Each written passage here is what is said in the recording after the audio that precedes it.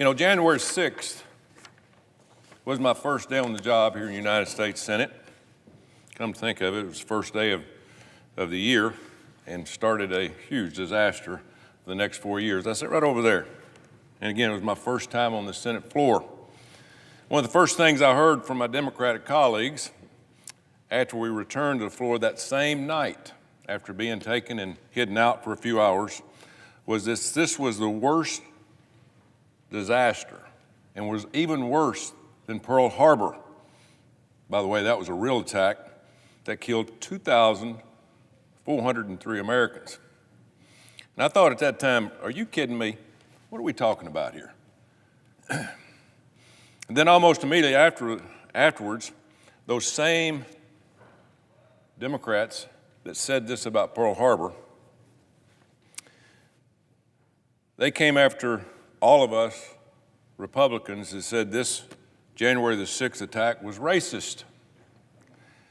And, you know, I didn't understand that. Being first day here, I'm like, wait a minute. I mean, I thought we're all in this together. They know dang well this wasn't a racist attack, but it was just something that they wanted to use. But they never miss an opportunity to paint somebody a racist, you know, when it comes to the Democrats. So, January the 6th had nothing to do with racism. Let's be clear what happened that day. Democrats in the deep state hate Donald Trump so much that they helped orchestrate a coup against our government. It's been looked at, vilified, and the information that we found today is just amazing. And it first started with the tampering of the 2020 presidential election results to oust President Trump and to install a different type of government. As a result, great American patriots gathered in Washington to peacefully protest the illegal tampering of the election of 2020. When the leader of the Democratic Party at that time, Nancy Pelosi, and the deep state learned of Trump supporters coming to Washington, D.C., which, by the way, was hundreds of thousands of people, they started and got an idea. Now, again, this has all been proven.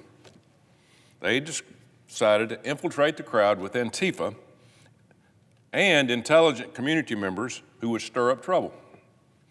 The FBI has confirmed that there were 274 FBI agents in plain clothes in the Capitol here that day. Then they set up Capitol Police by failing and refusing President Trump's offer to bring in National Guard as backup. They turned it down.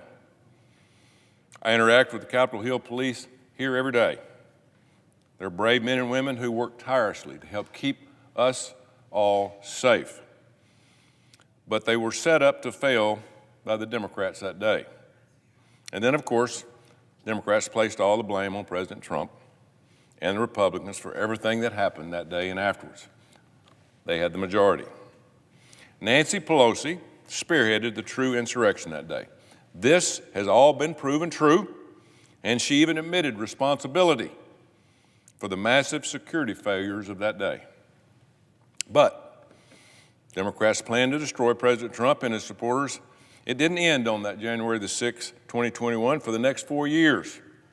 Next 4 years, Joe Biden and the Democrats did everything they could do, everything, to arrest, harass, bankrupt, deplatform, and kill President Trump. Not to mention the hundreds of innocent, patriotic Americans who sat behind bars for the past 5 years over this made-up witch hunt. That is one of the most embarrassing things that I've seen since I've been here. Thankfully, most of them now have been released. You know, conveniently, the Biden DOJ neglected to investigate members of the intelligence community for their treasonous involvement in the events of January 6th. It was very convenient. As a matter of fact, they never brought the guy in who was in charge of Capitol Hill Police for an interview. They never wanted to talk to him. He was in charge of Capitol Hill Police because he knew the truth.